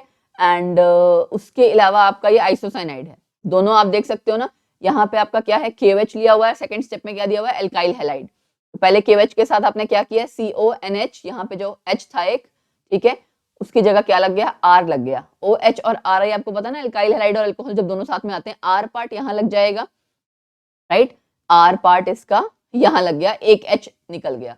H आपका वाटर भी बनाएगा। उसके बाद आपका सेकेंड स्टेप में फिर से आप OH नेगेटिव के साथ और फर्दर ट्रीट करवाते हो, तो आपका एनायन बना, और साथ में यहाँ से आपका एमीन निकल जाएगा, RNH2 यहाँ से, ठीक है। RNH तो था ही, एक H और चाहिए था, राइट, एक H चाहिए था आपका। दूसरी साइड आपका क्या बन गया, RCOO नेगेटिव, जो ऑक्सीजन का था O नेगेटिव इसके साथ चला गया। तो ये आप देख सकते हैं एनायन और प्राइमरी अमीन, ठीक है। यहाँ आइसोसाइनाइड से जब आपको रिएक्ट करवाना है तो क्या बनेगा, इसी कार्बन जो आपका आइसोसाइनाइड है उसका RNH2 बनेगा, लेकिन ये वाला कार्बन हट जाएगा। गॉट इट, ये वाला कार्बन आपका एसिड बनाएगा, ये आपको ध्यान रखना है, एक कार्बन वाला आपका एसिड बनेगा, ठीक है। तो ध्यान रहेगा अब आपको। तो कुछ रिएक्शंस तो इसमें ऐसी हैं जो एक्स्ट्रा हैं, एग्जाम में उतनी ज्यादा पूछी नहीं जाती हैं। फिर है डीकार्बोक्सिलेशन ऑफ एमिनो एसिड, ये जरूर कर लेना, ये पूछी जाती है, ठीक है। क्वार्टरनरी अमोनियम हाइड्रोक्साइड को जब आप हीट करते हो तो वो डीकम्पोज कर जाता है। क्वार्टरनरी अमोनियम हाइड्रोक्साइड को जब आपने हीट किया तो वो डीकम्पोज करेगा किसमें, into alcohol, if beta hydrogen is not present in the alkyl group. अब यहाँ पे आप देख सकते हो बीटा हाइड्रोजन अगर नहीं प्रेजेंट होगा किसी एल्काइल ग्रुप में तब, ठीक है। लेकिन अगर बीटा हाइड्रोजन है तो हॉफमैन एलिमिनेशन होगी, ठीक। तो अब पहले हम रिएक्शन कर लेते हैं, क्या है ये आप देख सकते हो, ये अमीनो एसिड्स हैं, ठीक है। अमीनो एसिड्स को जब आप बेरियम हाइड्रोक्साइड के साथ ट्रीट कर रहे हो तो आपका ये वाला जो पार्ट है ना, ये इतना पार्ट, ठीक है, यहां से आपका अमीन बन गया, और ये एसिड यहां से आप देख सकते हो हट गया। ये और ये आपस में कंबाइन करके क्या बना रहे हैं, बेरियम कार्बोनेट, यानी कि उसके प्रेसिपिटेट्स बनेंगे, साथ में वाटर निकलेगा। तो आपको इसमें ध्यान क्या रखना है इस रिएक्शन में, कि ये वाला जो आपका पार्ट है क्या अल्काइल पार्ट है, CH और NH2, इसको आपने अमीन में, प्राइमरी अमीन में कन्वर्ट करना है, ठीक है। उसके अलावा नेक्स्ट है आपका नाइट्रोजन कंपाउंड्स के साथ कैसे करेंगे हम, साइनाइड्स, आइसोसाइनाइड्स, ऑक्साइम्स, इमीन्स, इनका सब की अगर आप रिडक्शन करते हो, कैटालिटिक रिडक्शन हाइड्रोजन निकल वाला यूज करके, तो आपका जितनी भी रिएक्शंस हैं इनमें सब में आपका क्या बनेगा, प्राइमरी अमीन्स ही बनेगा, ठीक है। अच्छा, रिडक्शन ऑफ नाइट्राइल किसकी प्रेजेंस में, वैसे भी आपको जो ये रिएजेंट है ना, सोडियम और इथेनॉल, इसकी रिएक्शन जब आप रिडक्शन करते हो आपकी कहलाती है मेंडियस रिडक्शन, ठीक है। और लिथियम एल्यूमिनियम हाइड्राइड काफी अच्छा आपका रिड्यूसिंग एजेंट है, बहुत जगह यूज होता है, ठीक। तो ये आपको कुछ रिड्यूसिंग एजेंट्स यूज करने हैं, एंड प्राइमरी अमीन आपका मोस्टली केसेस में बनेगा, वो ध्यान रखना है, ठीक है। देखो साइनाइड से आपने किया रेने निकल, और ये मेंडियस रिडक्शन है, ठीक है, क्या बन गया, प्राइमरी अमीन। फिर यहाँ ऑक्साइम, ऑक्साइम से आपका ये ऑलरेडी देख सकते हो, आपके स्ट्रक्चर देख के पता लग रहा है कि हाँ भाई यहाँ तो सेकेंडरी बनेगा, ठीक है। तो इसके केस में इसलिए आपका, सॉरी सेकेंडरी नहीं बना, इसके केस में भी आपका प्राइमरी अमीन बना, इसके केस में आपका आइसो वाला कंपाउंड जरूर बना है। ये आपका क्या है, आइसोप्रोपाइल अमीन, ठीक है, आइसोप्रोपाइल अमीन, ठीक है। ऑक्साइम से आपका बन गया आइसोप्रोपाइल अमीन। तो जितनी जगह आप बना रहे हो सब जगह ये आपने प्राइमरी अमीन बनाया, ठीक है। हाँ, आइसोसाइनेट्स जब आएंगे तो आपका सेकेंडरी अमीन बनेगा, राइट। अभी तक आपने इमीन से, साइनाइड से, ऑक्साइम से सबसे प्राइमरी अमीन बनाया था ना, इससे आपका जाहिर सी बात है H इधर जुड़ेगा, है ना। अगर H इधर जुड़ेगा तो NH आपका इधर जुड़ेगा, तो ये आपका दो अलग अलग एल्काइल्स जब पार्ट जुड़ जाएंगे तो क्या बन जाएगा, सेकेंडरी अमीन, ठीक। छोटी छोटी चीजें ध्यान रखनी है थोड़ी, ओके। फिर है आपका रिडक्शन ऑफ नाइट्रो कंपाउंड्स, ये बहुत सिंपल है। नाइट्रो कंपाउंड्स को जब आप रिड्यूस करोगे, NO2 है ना, NO2 से क्या बना रहे हो, NH2, तो जाहिर सी बात है रिडक्शन, ऑक्सीजन को हटाना, हाइड्रोजन को ऐड करना, राइट, सिंपल है रिडक्शन। तो रिडक्शन ऑफ नाइट्रो कंपाउंड से आपका क्या बन गया, एमीन, ठीक है। करना कैसे है, reduce by tin hydrochloric acid, ये ऐसे लिखा होता है एग्जाम में, टिन HCl, ठीक है, या फिर आयरन HCl, कुछ ना कुछ ये लिखा होता है एरो के ऊपर, राइट। इनको जब आप, या आपका रिड्यूसिंग एजेंट काफी स्ट्रॉन्ग है, लिथियम एल्यूमिनियम हाइड्राइड, ये यूज किया जाता है। इनमें से कुछ भी अगर यूज किया जाएगा आपका प्राइमरी अमीन ही बनेगा, ठीक है। ये देखो टिन HCl था ना, या ये आपका निकल, ये यूज किया गया हाइड्रोजन, निकल या प्लेटिनम, या प्लेटिनम भी हो सकता था या निकल भी हो सकता था, दोनों में से कुछ भी हो सकता था, ठीक है। या पैलेडियम भी हो सकता था, पैलेडियम कार्बन ऐसे भी लिखा होता है कभी कभार, ठीक। तो इनमें से नाइट्रो में कभी भी अगर होगा, बिल्कुल हूबहू नाइट्रो जितने कार्बन है उतने ही कार्बन वाला आपका अमीन बन जाएगा, फाइन। यहाँ पे आप देख सकते हो इस डबल बॉन्ड का कोई चेंज नहीं हुआ है, किसको चेंज कर रहा है, ये नाइट्रो को ही चेंज कर रहा है, ठीक है। तो ये चीज आपने ध्यान रखना है कि रिड्यूसिंग एजेंट आपका किसको रिड्यूस कर रहा है। फिर अगर ये है आपकी सेलेक्टिव रिडक्शन, ठीक है, सेलेक्टिव रिडक्शन में बेटा आपको क्या चाहिए कि एक नाइट्रो रिड्यूस हो दूसरा ना हो। ये एग्जाम में बहुत इंपॉर्टेंट है, पूछा जाता है सेलेक्टिव रिडक्शन। तो आपको ध्यान देना है या तो अमोनियम सल्फाइड, ठीक है, अमोनियम सल्फाइड या फिर आपका सोडियम सल्फाइड, इनमें से कोई ना कोई एक आपका यूज होता है फॉर द सिलेक्टिव रिडक्शन। ये रिएजेंट आपका सिलेक्टिव रिडक्शन में यूज होता है। इसमें आपको क्या बनाना है, एक नाइट्रो आपका कन्वर्ट होगा, एक आपका सेम रहेगा, ठीक है, साथ में आपका क्या निकल जाता है, अमोनिया सल्फाइड और वाटर, ठीक। तो आपका जो ये हाइड्रोसल्फाइड भी है, बाकी मोस्टली आपके सल्फाइड यूज होते हैं, ठीक, अमोनियम सल्फाइड और सोडियम सल्फाइड। सल्फाइड्स जब आपके रिएजेंट्स यूज होते हैं तो आपकी सिलेक्टिव रिडक्शन होती है। ये बहुत इंपॉर्टेंट है, मैं बार बार कह रही हूँ, वेरी वेरी इंपॉर्टेंट, तो इसको ध्यान देना, एग्जाम में काफी पूछा जाता है। How will you convert Meta dinitrobenzene into Meta nitro aniline, इस तरह से पूछ लिया जाता है, ठीक है। सो वो दिमाग में उस टाइम स्ट्राइक नहीं करता है। स्ट्रक्चर सबसे पहले लिखो, जब भी एग्जाम में आपको पूछा जाता है ना, आप रिएजेंट रिएक्टेंट्स जितनी चीजें दी होती है क्वेश्चन में, उसके स्ट्रक्चर लिखो, उन स्ट्रक्चर को आपस में कोरिलेट करोगे तो ध्यान आ जाएगा कहीं ना कहीं, ठीक है। ये देखिए यहाँ पे आप देख सकते हो, इसको टिन क्लोराइड के साथ जब आपने कन्वर्ट किया है तो आपका क्या है, दोनों नाइट्रो आपका एमिनो में कन्वर्ट हो चुके हैं। यहाँ पे आपका एक हुआ है, एक नहीं हुआ है, गॉट इट। तो ये आपने ध्यान रखना है, ठीक। चलो जी, और एक और एग्जांपल है, नाइट्रो को आप, ये सारी रिडक्शन है, चाहे ये रिडक्शन थी, यहाँ नाइट्रो से एनिलीन बन गया है ना, टिन वाला था आपका बेसिक मीडियम में, वो भी आपका एनिलीन है। जिंक NH4Cl के साथ यहाँ पे आपका देखो क्या बन रहा है, यहाँ हाइड्रोक्सिल एमीन बन रहा है, ठीक है। बाकी सब में आपका सेम प्रोडक्ट है, बट आपका दो केसेस में अलग है, एक जिंक NH4Cl और जिंक NaOH, ठीक है। और उसमें भी जिंक ऐसे लिखा होता है कभी कभार, जिंक मिथेनॉल NaOH ये लिखा होता है, ठीक है। और जिंक NH4Cl, इसमें ये दो आपके जो प्रोडक्ट्स हैं ये डिफरेंट है, यहाँ पे हाइड्रोक्सिलामीन बना है, यहाँ एजोबेंजीन बना है, तो ये दो आपके अलग अलग सी रिएक्शंस हैं, इनको ध्यान रखना, ठीक। बाकी सब में आपका एनिलीन ही बन रहा है। फिर है आपका हिंसबर्ग रिएजेंट या हिंसबर्ग टेस्ट, ठीक है। इसमें क्या करते हैं आप, बेंजीन सल्फोनिल क्लोराइड के साथ रिएक्ट करवाते हो। बेंजीन सल्फोनिल क्लोराइड क्या होता है जी, ये this is benzene sulphonyl chloride, जिसको आप कहते हैं हिंसबर्ग रिएजेंट, ठीक है, या फिर पैराटोल्वीन सल्फोनिल क्लोराइड, यहाँ पे आपका CH3 लगा होता है, गॉट इट। तो बेंजीन सल्फोनिल क्लोराइड के साथ जब आपने रिएक्ट करवाया, रिएक्शन आपका ये रिएक्शन किस लिए होती है, एमीन के मिक्सचर को सेपरेट करने के लिए। प्राइमरी सेकेंडरी एमीन में आपका एक्टिव हाइड्रोजन होता है ना, आपको पता है ना, एक्टिव हाइड्रोजन होता है RNH2, यहाँ पे भी है, R2NH में भी है, लेकिन R3N में नहीं है एक्टिव हाइड्रोजन, ठीक है। तो पहले दो वाली रिएक्शन देंगी, तीसरी नहीं देती है। टर्शियरी अमीन आपका रिएक्ट नहीं करता है, पहले दो आपका रिएक्ट करके क्या बनाते हैं, सल्फोनामाइड। तो आपको ये ध्यान रखना है, प्राइमरी अमीन क्या बनाता है, एन एल्काइल बेंजीन सल्फोनामाइड, और वो आपका सॉल्युबल होता है KOH में। यहां से जो प्रोडक्ट बनेगा वो सॉल्युबल होगा इन KOH, यहां से जो बनेगा वो क्या होगा, इनसॉल्युबल होगा इन KOH। तो ये आपका, आप ये कह सकते हो डिस्टिंग्विश बिटवीन वाला टेस्ट है, ठीक है। ये देखिए बेंजीन सल्फोनिल क्लोराइड आपने तीनों जगह यूज किया, टर्शियरी अमीन के साथ, सेकेंडरी के साथ, प्राइमरी के साथ, यहाँ कोई रिएक्शन नहीं हो रही, यहाँ पे आपका सल्फोनामाइड बना, यहाँ भी सल्फोनामाइड बना, लेकिन KOH में जब आप इसको डिसॉल्व करोगे तो वाटर सॉल्युबल सॉल्ट बनेगा। कोई सॉल्ट आपका घुल जाता है ना कंप्लीटली, यहाँ पे आपका वो घुलेगा नहीं, टर्बिडिटी या बैठा हुआ कंपाउंड दिखेगा, तो ये आपका नॉट सॉल्युबल हो जाएगा। इससे आपको पता लग जाएगा कि प्राइमरी अमीन कौन सा है, सेकेंडरी और टर्शियरी कौन सा, गॉट इट। हाँ, ये ध्यान रखना है, सल्फोनामाइड क्या होता है, SO2Cl था यहाँ पे ना, ये SO2NHR है। जैसे आप एमाइड करते हो ना NH2, ये भी तो आपका एमाइड है ना। सल्फोनामाइड का मतलब क्या है, SO2, उसके आगे इस H को एक को हटा के R लगा देते हो, ठीक है। सो SO2NHR, ये SO2 तक रहेगा, Cl की जगह NHR लग गया, साथ में क्या निकल गया, HCl, ठीक। चलो फिर है आपका नाइट्रस एसिड टेस्ट, ये बड़ा फेमस टेस्ट है। नाइट्रस एसिड टेस्ट में भी आपका तीनों एमीन्स के साथ रिएक्शन करवाई जाती है।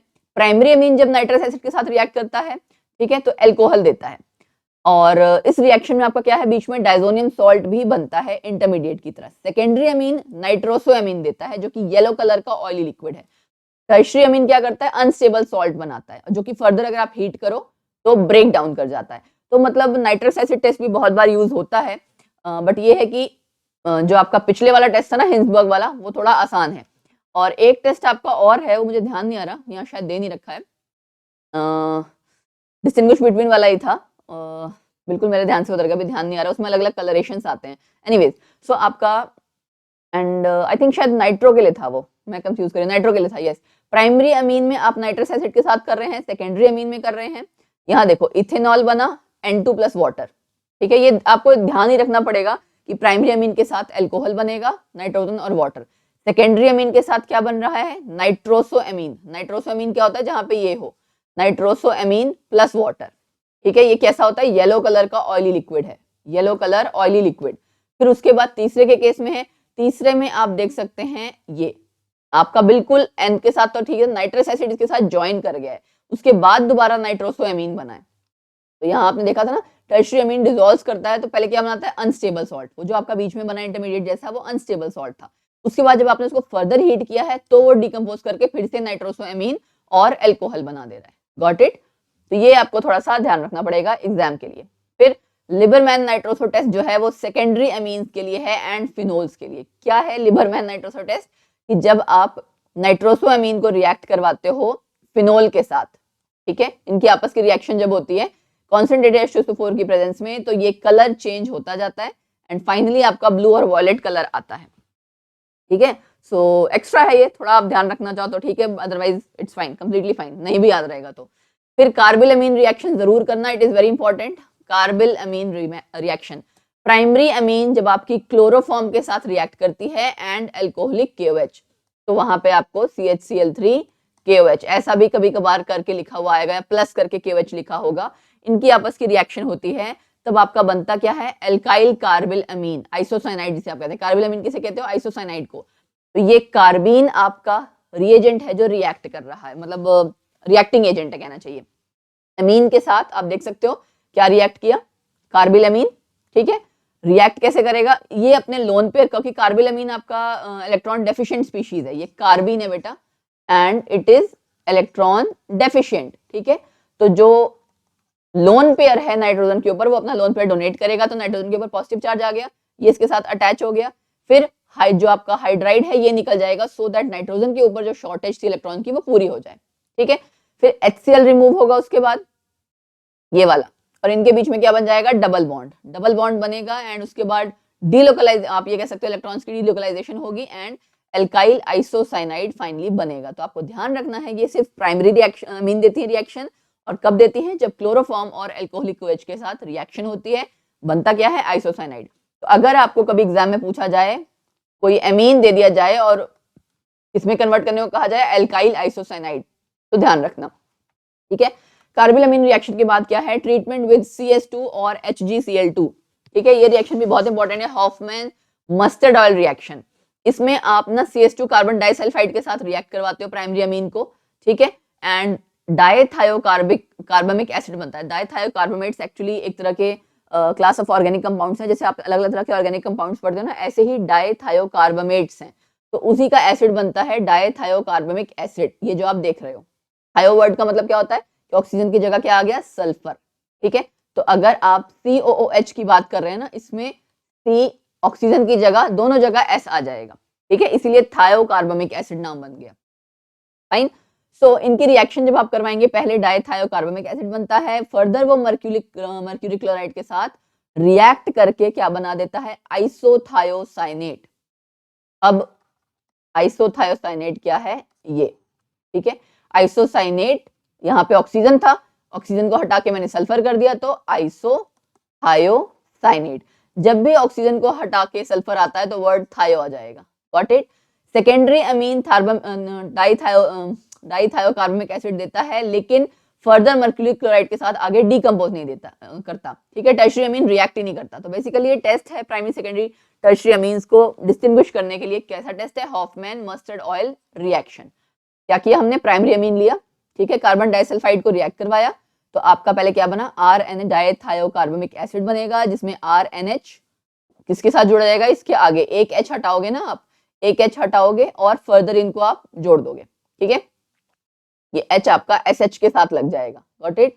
ये H आपने हटा के इसके साथ लगा देना है, यहाँ देख रहे हो ना, RNH, उसके बाद कार्बन के साथ जोड़ोगे आप, ठीक है, और एसिड क्योंकि आपको बनाना है, ये आप ध्यान रखना। फिर मर्क्यूरी क्लोराइड के साथ रिएक्ट करवाया, तो आइसोसाइनेट बनाना है आपने। पंजेंट स्मेल आपकी जो मस्टर्ड ऑयल होता है ना, सरसों का तेल, उसकी आपने देखी होगी स्मेल कैसी होती है, वैसी आपकी स्मेल आती है इस रिएक्शन में, ठीक है। मर्क्यूरिक सल्फाइड बन जाएगा और HCl निकल जाएगा। सेकेंडरी अमीन के साथ भी ये रिएक्शन बनती है, लेकिन वो फर्दर आगे मर्क्यूरिक क्लोराइड से डीकम्पोज नहीं होती, एंड टर्शियरी अमीन में रिएक्ट ही नहीं करता, ठीक है। फिर एसाइलेशन, एसाइलेशन रहने दो, नहीं भी करोगे तो भी चलेगा, ठीक है, डोंट डू दिस रिएक्शन, ठीक। तो ये रिएक्शंस आप स्किप कर सकते हैं। फिर है आपका हॉफमैन एग्जॉस्टिव मिथाइलेशन या एलिमिनेशन, ठीक है। एग्जॉस्टिव मिथाइलेशन या एलिमिनेशन का मतलब क्या है? मिथाइलेशन मतलब आपको मिथाइल अटैच करना है। तो आप देख सकते हो ना, प्राइमरी अमीन लिया था आपने, एल्काइल हैलाइड के साथ रिएक्ट करवाया, मिथाइल इसके साथ अटैच करने के लिए, एक बार फिर करवाया तो आपका दोनों मिथाइल अटैच हो गए। तीसरे में आपका क्या बन जाएगा? क्वार्टरनरी अमोनियम सॉल्ट, ठीक है। अब क्वार्टरनरी अमोनियम आयोडाइड्स आपके हाइड्रोक्साइड में कन्वर्ट हो जाते हैं अगर आप सिल्वर ऑक्साइड का इस्तेमाल करते हो। ये आपके कन्वर्ट हो जाएंगे किसमें? हाइड्रोक्साइड्स में, अगर आप इसके साथ रिएक्ट करवा देते हो मॉइस्ट सिल्वर ऑक्साइड, ठीक है। और hydroxide on heating undergo elimination, जिससे कि आपका फर्दर क्या बनता है? टर्शरी अमीन या एल्कीन। Got it? तो ये इंपॉर्टेंट एस्पेक्ट है इस एलिमिनेशन का कि लीस्ट सब्स्टिट्यूटेड जो एल्कीन होगा वो मेजर प्रोडक्ट होगा। इसको आप कहते हो हॉफमैन एलिमिनेशन, ठीक है। जो लीस्ट सब्स्टिट्यूटेड एल्कीन होगा, सबसे कम सब्स्टिट्यूटेड एल्कीन, वो आपका मेजर प्रोडक्ट होगा। कैसे? जैसे हम देखो एग्जांपल हम लेते हैं, यहाँ पे आप ये रिएक्शन करवा रहे थे ना, सिंपल, किसके साथ आपने रिएक्शन करवाई? AgOH के साथ, ठीक है। ये जो आपने रिएक्शन करवाया था ना आयोडाइड वाली, ठीक है, ये आपका अमोनियम सॉल्ट था, क्वार्टरनरी अमोनियम सॉल्ट, यही था ना, ठीक है। इसकी आपने रिएक्शन करवाई मॉइस्ट Ag2O यानी मॉइस्ट सिल्वर ऑक्साइड के साथ, तो आपका क्या बना? OH सॉल्ट बनेगा, आयोडीन के साथ Ag निकल जाएगा, OH बन गया। इसको जब आप फर्दर, बाकी सारा कुछ सेम रहेगा बेटा, बाकी कुछ और चेंज नहीं है। इस आयोडीन के जगह आपका क्या आ जाएगा? बस OH आ जाएगा, क्योंकि आपका सिल्वर आयोडाइड साथ में बन जाएगा, ठीक है। तो इसको आप फर्दर जब हीट करोगे, दो तरह के प्रोडक्ट बन सकते हैं। एक तो आपका डबल बॉन्ड यहाँ आए, ठीक है, ये वाला, दूसरा आपका डबल बॉन्ड यहाँ इस साइड आए, ठीक है। तो ये आपका हॉफमैन प्रोडक्ट है, ये आपका सिडजेफ प्रोडक्ट है। ये माइनर प्रोडक्ट होगा, वो आपका मेजर प्रोडक्ट होगा। ये मैं आपको बता रही थी पिछले वाले केस में, ये जैसे यहाँ पे दिया हुआ था ना, लीस्ट सब्स्टिट्यूटेड एल्कीन, वो आपका मेजर प्रोडक्ट होगा।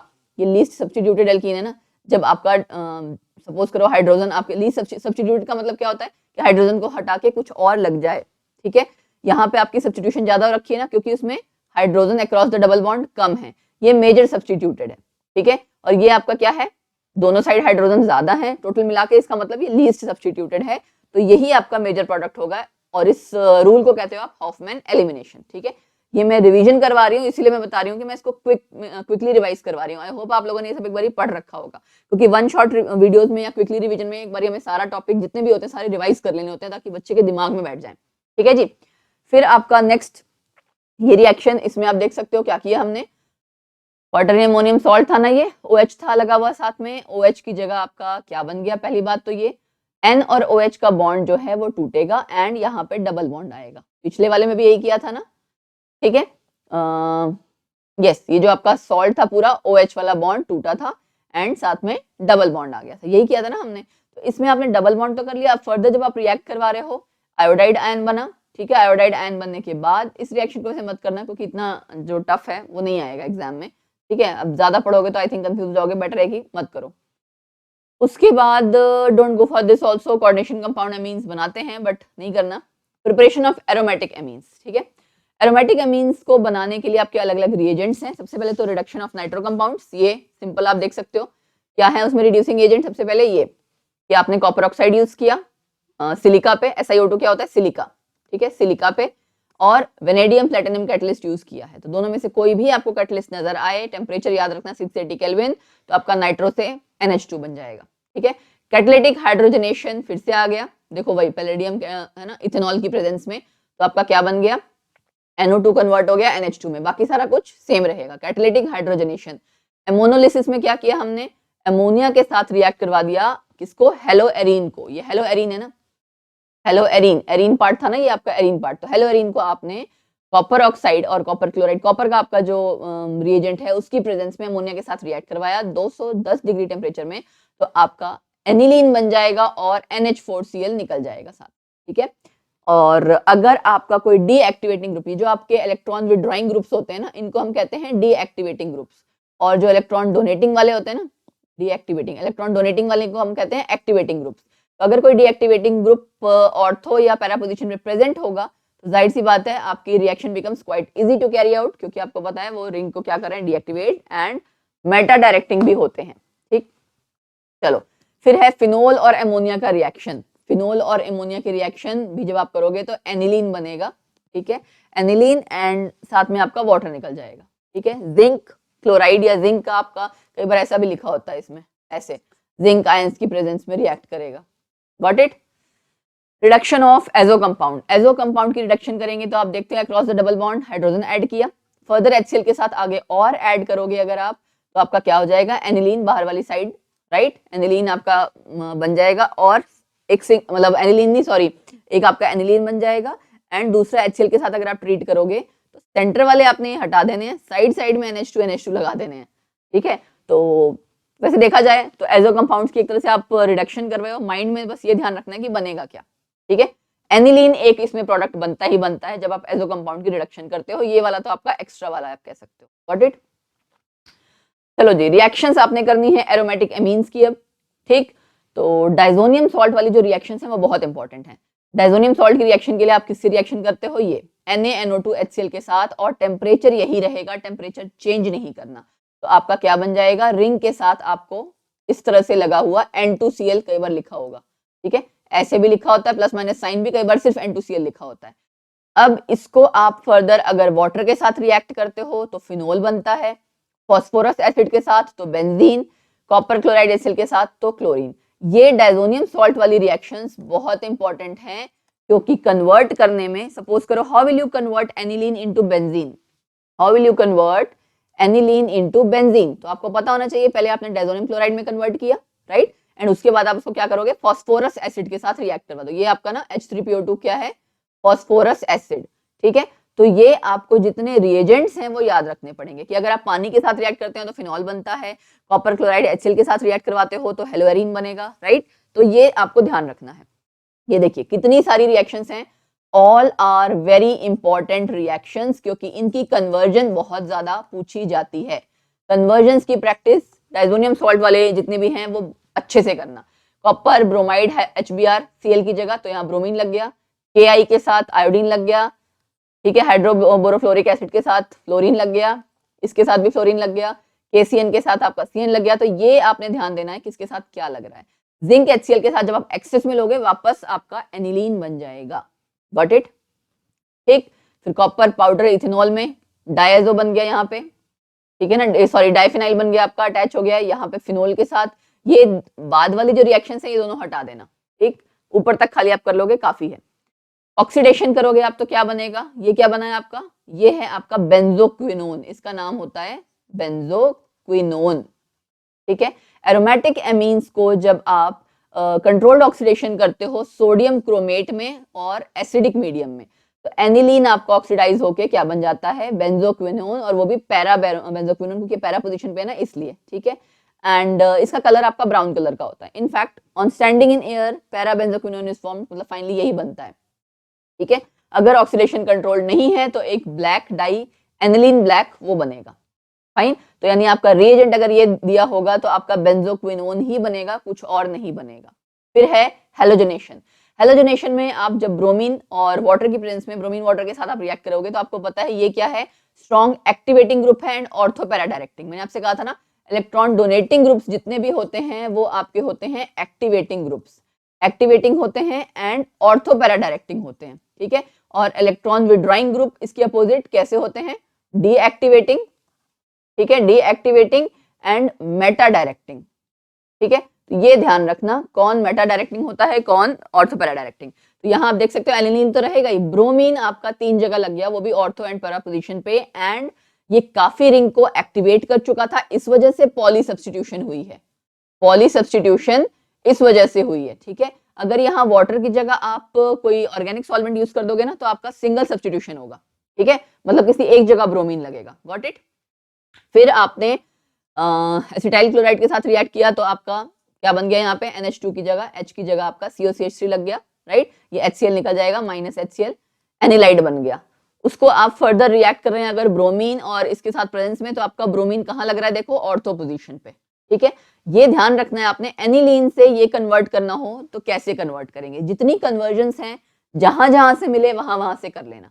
फाइन, आपको करना क्या था, फाइनली इसको हटाना था, है ना। इसको हटाने के लिए आपने दोबारा इथेनॉल और एल्कोहलिक आपने KOH मतलब एक्वस KOH, या आप ये कह सकते हो कि एल्कोहलिक KOH का यूज किया। This is actually alcoholic KOH, उसका यूज करते हुए दोबारा से आपने ये एसिटाइल पार्ट को रिमूव किया है। Got it. फिर है आपका नाइट्रेशन। नॉर्मल नाइट्रेशन एनिलीन की आसानी से नहीं होती है, क्योंकि नाइट्रेटिंग मिक्सचर आपका ऑक्सीडाइजिंग होता है। आपको पता है ना, नाइट्रेटिंग मिक्सचर जो है वो मतलब ऑक्सीडाइजिंग एजेंट ज्यादा अच्छा है, ठीक है। तो इसलिए आपकी नाइट्रेशन उतनी नहीं हो पाती है। एंड दूसरा रीजन क्या है कि NH2 आपका स्ट्रॉन्ग एक्टिवेटिंग ग्रुप है, ठीक है। सो मोस्टली आपका क्या होता है कि एनिलीन कन्वर्ट हो जाता है एनिलीनियम आयन में, एनिलीनियम आयन, ठीक है। मैं आपको वेट अ मिनट, और वो आपका एनिलीनियम आयन जो बन जाएगा तो जाहिर सी बात है मेटा डायरेक्टिंग रहेगा, ठीक है। सो मेटा डायरेक्टिंग में आप ये देख सकते हो, जब भी नाइट्रेशन होगी आपका कंपाउंड 3 तरह का बना, ऑर्थो मेटा पैरा, जिसमें आपका पैरा वाला ज्यादा बना, ठीक है, फिर मेटा वाला और ऑर्थो वाला सबसे कम बनेगा। तो ये आपको ध्यान रखना है। Besides ortho and para derivatives, एक significant amount of meta derivative भी बनता है। ऑर्थो पैरा क्यों बना, क्योंकि आपको पता है ये कैसा है, एक्टिवेटिंग ग्रुप है। तो आपको आंसर करना आना चाहिए कि एनिलीन एक्टिवेटिंग ग्रुप है, ऑर्थो पैरा डायरेक्टिंग है, इसलिए ऑर्थो और जो पैरा कंपाउंड्स है वो बने। लेकिन मेटा वाला क्यों बना, क्योंकि मेटा वाला आपका किस वजह से बना, आपका थोड़ा सा जो एनिलीन है वो प्रोटोनेट होके एनिलीनियम आयन में कन्वर्ट हो गया। एनिलीनियम आयन में कन्वर्ट हुआ तो उसकी वजह से वो मेटा डायरेक्टिंग, ऑब्वियसली बात है एनिलीनियम आयन आपका मेटा डायरेक्टिंग है, इस वजह से आपका एक मेटा प्रोडक्ट भी बना, ठीक है। उसके बाद ये जस्ट कन्वर्जेंस है जिनको आपको ध्यान देना है कि एनिलीन को आप कन्वर्ट करोगे पैरा नाइट्रो एनिलीन में, मतलब आपको एक नाइट्रो ऐड करना है। अब डायरेक्टली नाइट्रेशन तो नहीं कर सकते ना, क्योंकि आपने देख लिया डायरेक्टली नाइट्रेशन से क्या हो रहा है, 3 प्रोडक्ट्स बन रहे हैं। तो आपको क्या करना पड़ेगा, पहले एसिटाइल क्लोराइड पिरिडिन की प्रेजेंस में, ठीक है। पिरिडिन की प्रेजेंस में आप क्या करते हो, सिलेक्टिव वाला काम करते हो, ठीक है। मास्किंग के लिए इस्तेमाल होता है कि आपको किसी एक पर्टिकुलर जगह चाहिए, बाकी जगह नहीं चाहिए। तो पिरिडिन की प्रेजेंस में जब आपने ये एसिटाइल क्लोराइड के साथ रिएक्ट करवाया तो ये आप देख सकते हो NHCOCH3 बन जाएगा, एनिलाइड अगेन, ठीक है। फिर उसके बाद जब आप नाइट्रेशन करेंगे तो ये आपका पैरा पे ही कंपाउंड बनाएगा, ओनली एट पैरा, ठीक है। जब एनिलाइड को आप दोबारा जब नाइट्रेशन करेंगे एनिलाइड का, उसके बाद अब आपको एनिलाइड हटाना भी है। तो एनिलाइड हटाने के लिए आपने क्या किया था, पहले भी कर रखा था ना, एक बार याद है। एनिलाइड हटाने के लिए ये देखो क्या किया था आपने, एल्कोहलिक KOH के साथ रिएक्ट, तो वही आपने दोबारा ये OH नेगेटिव और H+ के प्रेजेंस में दोबारा आपने रिमूव कर दिया, तो ये पार्ट हट जाएगा जी और NH2 बन जाएगा, ठीक है। फिर क्या है, सल्फोनेशन। सल्फोनेशन में भी आपका क्या है, फ्यूमिंग सल्फ्यूरिक एसिड जब आप हाई टेम्परेचर पे यूज करते हो तो पैरा प्रोडक्ट बनेगा सल्फेनिलिक एसिड। ये सल्फेनिलिक एसिड क्यों बना, क्योंकि ये SO3H और ये, ठीक है। तो ये आपका एक पार्ट आपका बेसिक है, एक पार्ट आपका एसिड है। सेम कंपाउंड में जब एसिड बेसिक दोनों पार्ट होते हैं तो किस में कन्वर्ट हो जाता है, ज्विटर आयन में, डाइपोलर आयन। आप देख सकते हो ना, इसका H यहाँ ट्रांसफर हो गया, तो this ion is also known as zwitter ion या डाइपोलर आयन। ये इंपॉर्टेंट है, इसको ध्यान रखना। Got it. सल्फोनेशन के बाद उसके बाद आपको सिर्फ एनालिसिस ऑफ एमीन्स ध्यान रखना है। याद है एक हिंसबर्ग टेस्ट जो हमने किया, हिंसबर्ग रिएजेंट टेस्ट, वो ध्यान रखना। प्राइमरी सेकेंडरी टर्शियरी अमीन को आप कैसे सेपरेट आउट करोगे, ठीक। एंड उसके अलावा ये देखो शॉर्ट में लिखा हुआ है हिंसबर्ग रिएजेंट में एल्कलीन लेयर, इथीरियल लेयर, जब आप इसको टेस्ट करते हैं तो इसको ऐसे ना ध्यान रखना, जो आपने शॉर्ट में किया हुआ है वही करना, ये आपको ज्यादा टफ लगेगा, ठीक है। देन यस, ओ पता ही नहीं लगा क्लास कब खत्म होगी, आई मीन चैप्टर कब खत्म हो गया। तो आपका एनालिसिस के लिए सिर्फ एक यही टेस्ट है जो ध्यान रखना है कि आपका अमीन प्राइमरी है, सेकेंडरी है, टर्शियरी है, वो हिंसबर्ग रिएजेंट से पता लगेगा। बेंजीन सल्फोनिल क्लोराइड, ठीक है, पैराटोल्यूइन बेंजीन सल्फोनिल क्लोराइड या बेंजीन सल्फोनिल क्लोराइड, इसके साथ आप जब रिएक्ट करोगे in presence of aqueous KOH तो आपका प्राइमरी सेकेंडरी टर्शियरी अमीन सल्फोनामाइड बनाता है, टर्शियरी अमीन रिएक्ट नहीं करता। प्राइमरी और सेकेंडरी अमीन में जो सल्फोनामाइड बना वो भी अलग अलग, एक KOH में डिसॉल्व होता है, एक सेकेंडरी अमीन वाला सल्फोनामाइड नहीं होता, राइट। ये देखो यहाँ लिखा भी होगा, mono substituted sulphonamide from primary amine has an acidic hydrogen and reaction with potassium hydroxide converts it into amide into a soluble salt, यहाँ सॉल्युबल सॉल्ट बनेगा, ठीक है। एंड सेकेंडरी अमीन के साथ क्या हो जाएगा, इनसॉल्युबल। टर्शियरी वाला रिएक्ट ही नहीं करता।